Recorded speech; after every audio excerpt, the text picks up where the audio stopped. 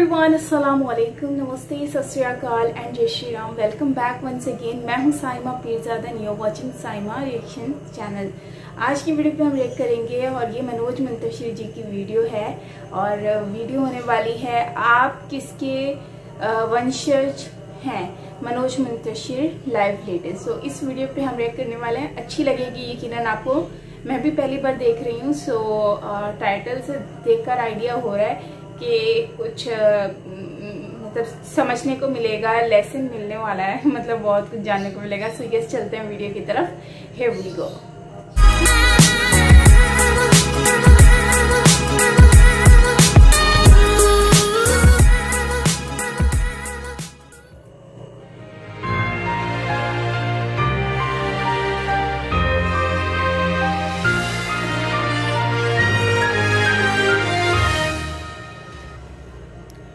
2400 साल पहले भारतवर्ष की इसी धरती पर चाणक्य ने घोषणा की थी कि जो राष्ट्र शास्त्र पढ़ना छोड़ देता है वो समाप्त हो जाता है।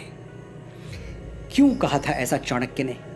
क्यों जरूरी है कागजों में छुपे अतीत को जानना?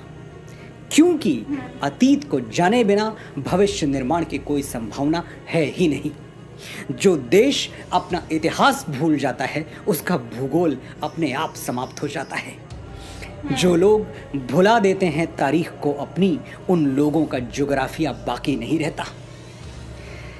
पिछली कई सदियों से हमने अपने इतिहास की ज़मीनें लावारिस छोड़ रखी हैं। हम ना उन ज़मीनों की ओर देखते हैं, न वहाँ जाते हैं, न परवाह करते हैं कि हमारे बाप दादा की ज़मीनों में कौन सी फसल बोई जा रही है और वो फसल कौन बो रहा है, किस नीयत से बो रहा है या फिर किस बदनीयती से बो रहा है। कहीं ऐसा तो नहीं कि हमारी उपेक्षा कुछ शैतानी ताकतों के लिए मुंहमांगी मुराद बन गई और उन्होंने गौतम और नानक के इस ज़मीन में कलंक के बीज बो दिए। बिल्कुल यही हुआ है। तभी तो हम इस हद तक ब्रेन वॉश्ड हो गए कि अचानक हमारी प्री प्राइमरी टेक्स्ट बुक में गा से गणेश हटा के गा से गधा लिख दिया गया और हमारे माथे पर बल तक नहीं पड़ा। हमारे घर तक आने वाली सड़कों के नाम भी किसी अकबर, हुमायूं, जहांगीर जैसे ग्लोरीफाइड डकैत के नाम पर रख दिए गए और हम रिबन काटते हुए मौका परस्त नेताओं को देखकर तालियां बजाते रहे। अचानक नैरेटिव बदल दिया गया। आदर्श राज्य कैसा होता है? जैसा अकबर का था। अच्छा, तो राम राज्य क्या था? वो आदर्श नहीं था। और अकबर के राज में हजारों किसानों को जजिया न देने के लिए फांसी पर टांग दिया गया था। ये आदर्श राज्य में होता है? ये तो हमें ढोल बजा के बताया गया कि अकबर ने जजिया माफ कर दिया था, लेकिन माफी से पहले जजिया का खूनी इतिहास हमें कभी नहीं पढ़ाया गया। और उसी अकबर ने वापस गैर मुसलमानों पर जजिया लाद दिया था, ये भी नहीं पढ़ाया गया। चित्तौड़गढ़ में 30,000 सिविलियंस को जिहाद के नाम पर काट डालने वाला आदर्श राजा था। आगरे के किले के सामने मीना बाजार लगवाने वाला जिल्ले इलाही था। जिल्ले इलाही यानी खुदा की परछाई। ये कौन सा खुदा है जिसकी परछाई इतनी काली है? मुझे अफसोस होता है जब मेरे कुछ मुसलमान भाई मुग़लों और तुर्कों की तरफ उठने वाली उंगलियों को इस्लाम की तरफ उठने वाली उंगली मान लेते हैं और उसके खिलाफ हो जाते हैं। जागिए, आप अकबर के वंशज नहीं हैं। आपके पूर्वज वही हैं जो हिंदुओं के हैं। आपका इतिहास वही है जो हिंदुओं का है। और अकबर ने तो इस्लाम को जड़ से मिटा देने के लिए कोई कोशिश बाकी नहीं रखी। पढ़िए इतिहास, समझिए दीन इलाही को। आप जान जाएंगे कि अगर अकबर का बस चलता तो इस्लाम का नामो निशान तक बाकी नहीं रहता। अपने हीरोज और विलेंस जात पात से ऊपर उठकर चुनिए, जो इस महान देश की परंपरा है। रावण कौन था? एक ब्राह्मण था। भगवान ब्रह्मा की डायरेक्ट ब्लड लाइन में जन्मा था, लेकिन आपने किसी ब्राह्मण को रावण की स्तुति करते हुए देखा है? हम सिर्फ इसलिए रावण को हीरो बना दें कि वो हमारी जाति का था, इतना छोटा नहीं सोचते हम। रावण खलनायक था और हम रहती दुनिया तक दशहरे में उसका पुतला फूंकते रहेंगे। और हम ही नहीं, हर जागा हुआ समाज यही करता है। अपने नायक और खलनायक बड़ी सावधानी से चुनता है। हिंदुस्तान में एक बहुत बड़ा तबका महमूद गजनवी को हीरो मानता है। ये लुटेरा अफगानिस्तान के एक छोटे से गांव गजनी से आया था और भारत पर इसने बेतहाशा जुल्म ढाई। सोमनाथ का पवित्र मंदिर हमारी आंखों के सामने लूट लिया और हम खड़े देखते रह गए। तो होना तो ये चाहिए था कि अफगानिस्तान गजनी को शूरवीर मानता और उसके नाम पर मॉन्यूमेंट्स बनवाता, लेकिन सच ये है कि अफगानिस्तान के इतिहास में गजनी की कोई जगह है ही नहीं। उसका जिक्र तक बड़ी मुश्किल से मिलता है। अफगानिस्तान के मुसलमानों ने हिंदुओं का मंदिर लूटने वाली अपनी इस नालायक औलाद को डिसोन कर दिया, अपनी ऐतिहासिक जायदाद से बेदखल कर दिया। और दूसरी तरफ इतिहास में जगह किसको दी? कनिष्क को, जो कि कुश डायनेस्टी में जन्मा भारतवर्ष का एक महान बौद्ध राजा था। अफगानिस्तान में कनिष्क के नाम पर होटल्स हैं, इमारतें हैं, जबकि वो मुस्लिम देश है। लेकिन यही तो बात है कि हीरोज चुनते हुए हिंदू, मुसलमान, बौद्ध और क्रिश्चियन नहीं देखा जाता, बस चरित्र देखा जाता है, बशर्ते हमारे पास इतनी तटस्थ, इतनी न्यूट्रल आंखें हों। समझदारी होनी चाहिए। अफगानिस्तान ने अपनी पूजा पद्धति बदली, अपनी संस्कृति नहीं बदली। वो भारत के पूर्वजों को आज भी अपना पूर्वज मानते हैं और इससे सिद्ध होता है कि धर्मांतरण के साथ राष्ट्रांतरण होना जरूरी नहीं है। एक और इस्लामिक देश है इंडोनेशिया, जहां 87% 87% मुसलमान हैं, लेकिन वहां रामलीला ऐसी धूमधाम से होती है कि देखने वाले देखते रह जाएं। इंडोनेशियंस भी राम को अपना पूर्वज मानते हैं। उन्हें इस बात से कोई फर्क नहीं पड़ता कि उनके घरों में रामचरितमानस की जगह कुरान रखा हुआ है। धर्म अलग है तो क्या, पूर्वज तो एक हैं। ये बात जिस दिन मेरे मुसलमान भाइयों को समझ में आ गई, उस दिन हिंदू मुस्लिम एकता के झूठे और राजनीतिक स्वार्थ से लिप्त नारे गायब हो जाएंगे और सचमुच मन के धरातल पर, आत्मा के धरातल पर हम एक हो जाएंगे। वापस लौटते हैं उस बात पर जो मुझे चुभ रही है और आपको भी चुभनी चाहिए। हमें चीख चीख कर बताया गया कि मुगल अंग्रेजों की तरह लुटेरे नहीं थे। वो हिंदुस्तान की दौलत लेके कहीं 7 समंदर पार दूसरे मुल्क में नहीं गए, यहीं रह गए। ठीक है, तो मैं आपके घर पर अटैक करता हूं, कुछ लूट के अपने घर नहीं ले जाऊंगा, बल्कि आपके ही घर में कब्जा करके रह जाऊंगा और आपको, आपके परिवार को, जो कल तक उस घर के मालिक थे, अपना गुलाम बना के रखूंगा। आप मुझे हीरो मानेंगे? नहीं मानेंगे। तो मुगलों को हीरो क्यों मानते हैं और क्यों ऐसी कमजोर दलीलें देते हैं जिस पर हंसी आ जाए? एक और दलील है कि मुगलों की हुकूमत में 200 सालों तक कोई सिविल वॉर नहीं हुआ, इतनी शांतिप्रियता बनी रही। ये किसी ने नहीं बताया कि ग्वालियर के किले में मुगलों की तरफ उठने वाली आंखों में जलता हुआ सरिया घोंप दिया जाता था। तो बगावत की हिम्मत कौन करता? और ग्वालियर कोई अकेला किला नहीं है। मुगलों के शासन में ऐसे हजारों कंसंट्रेशन कैंप्स थे जो हिटलर के कैंप्स को शर्मिंदा कर दें। जिन आतताइयों ने तख्त को रिश्तों, नातों, मर्यादाओं और उसूलों के ऊपर रखा, हुकूमत के नशे में अपने बाप को काल कोठरी में ठूंस दिया, अपने ही भाइयों के गर्दनें उतार ली। अगर उनके राज में शांति बनी रही तो वो शांति ऐसी ही थी जैसे सद्दाम हुसैन ने इराक में बनाकर रखी थी या फिर किम जोंग टू ने नॉर्थ कोरिया में बनाकर रखी हुई है। ये दोनों नाम गूगल कर लीजिएगा, आपको मेरी बात समझ में आ जाएगी। ये मुगल और तो खैर कहीं भारतीय संस्कृति से प्रभावित नहीं हुए, लेकिन बाबा तुलसी की एक चौपाई का अनर्थ इन्होंने जरूर कर दिया।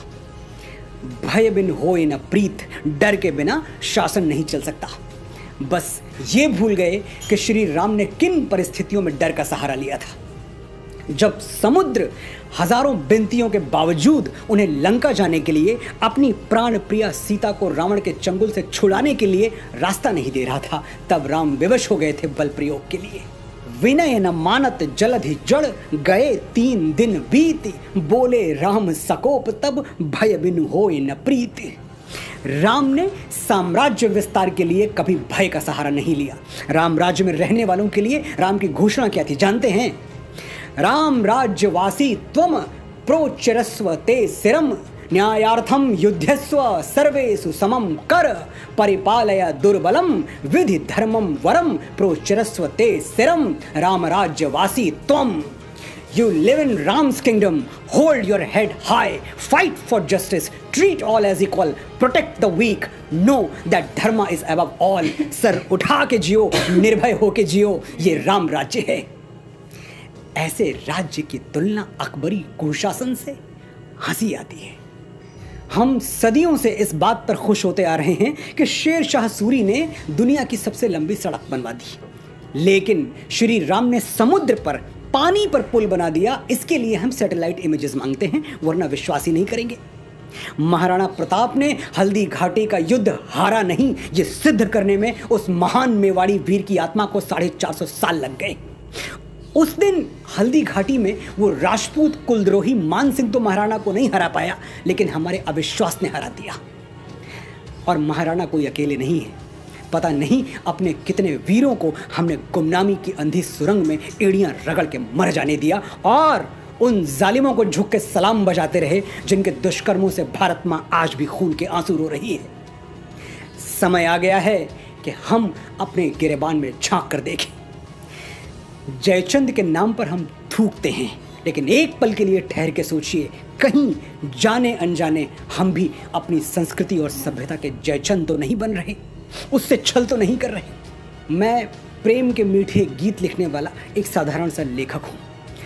आज मेरी बातों में आपको क्रोध और कड़वाहट नजर आई होगी, लेकिन मैं इसके लिए क्षमा प्रार्थी नहीं हूँ। मेरा ये क्रोध अगर करंट बनकर आपको नींद से जगा दे तो मैं इस क्रोध का आभारी रहूँगा।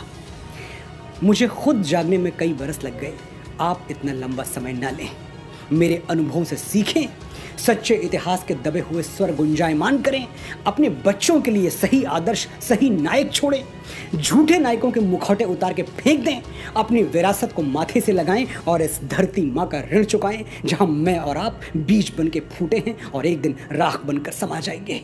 जय भारत, जय भारत। बीज बनकर फूटे हैं और राख बनकर समा जाएंगे।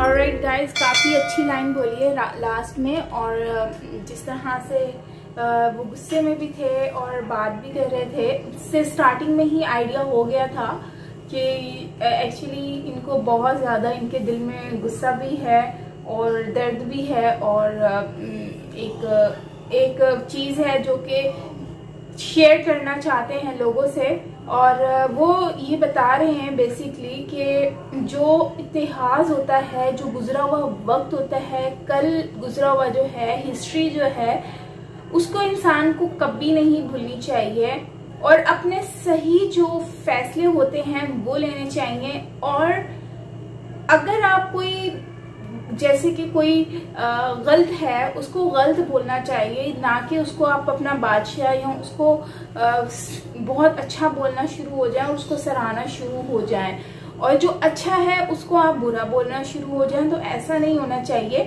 काम को देखकर आप उसका जायजा लें कि वो एक्चुअली था क्या।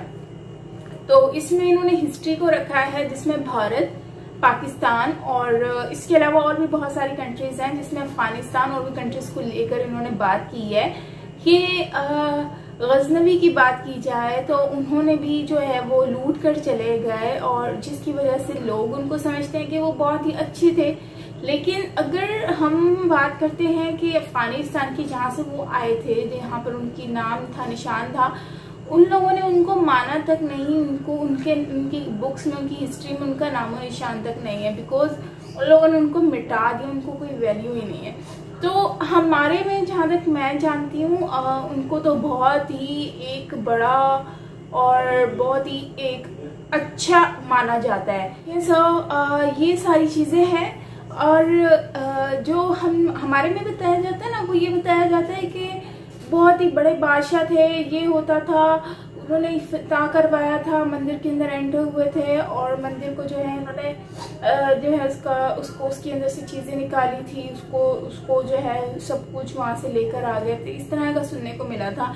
लेकिन ये कोई अच्छी बात तो नहीं है। मैं कभी भी ऐसी चीज़ों को सपोर्ट नहीं करती, और ये आप लोगों को भी पता है कि मैं कभी भी इस चीज़ को अच्छा नहीं समझती कि आप किसी के भी जो ऐसे रिलीजन और जो प्लेसेस होते हैं वहाँ पर जाएं और आप उसको डिसरिस्पेक्ट करें, आप उसको डिग्रेड करें या उसकी वैल्यू डाउन करें, तो ये एक बहुत ही बुरी बात है।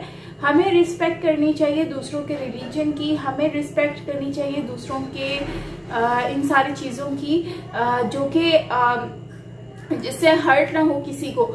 अगर हम ही वहाँ जाके ये तोड़ फोड़ करेंगे, हम ही जाकर वहाँ पर इस तरह की कोई चीज़ करेंगे, तो मुझे समझ नहीं आती कि हम लोगों में और दूसरे लोगों में, या फिर हम में और जालिमों में क्या फर्क रहेगा, और हम अच्छे लोगों में तो शामिल ही नहीं हो गए।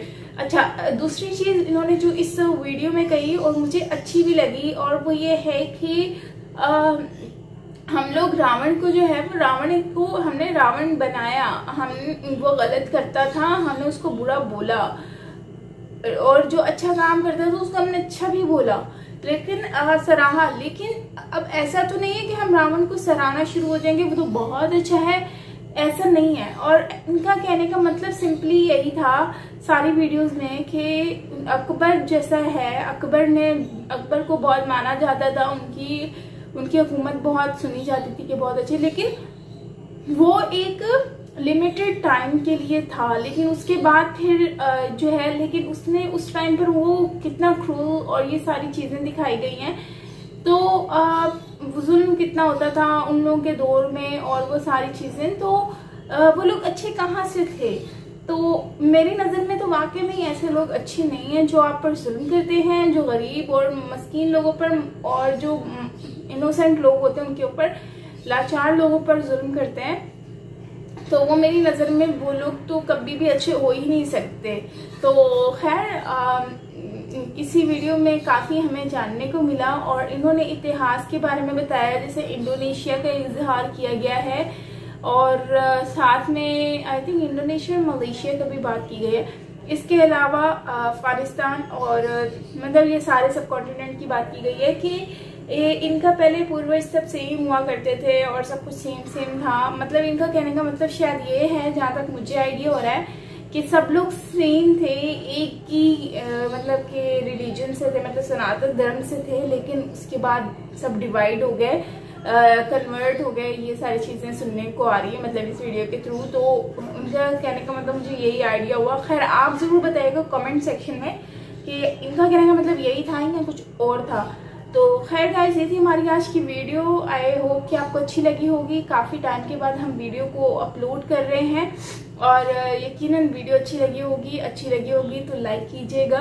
एंड हाँ, मैं तो बस यही कहने वाली हूँ लास्ट में कि जो भी हुआ बहुत गलत है। हमें एक दूसरे के रिलीजन की रिस्पेक्ट करनी चाहिए, एक दूसरे से प्यार मोहब्बत से रहना चाहिए, और सही को सही कहना चाहिए, गलत को गलत कहना चाहिए। और इसी तरह से और हर रिलीजन के लोगों से प्यार करना चाहिए।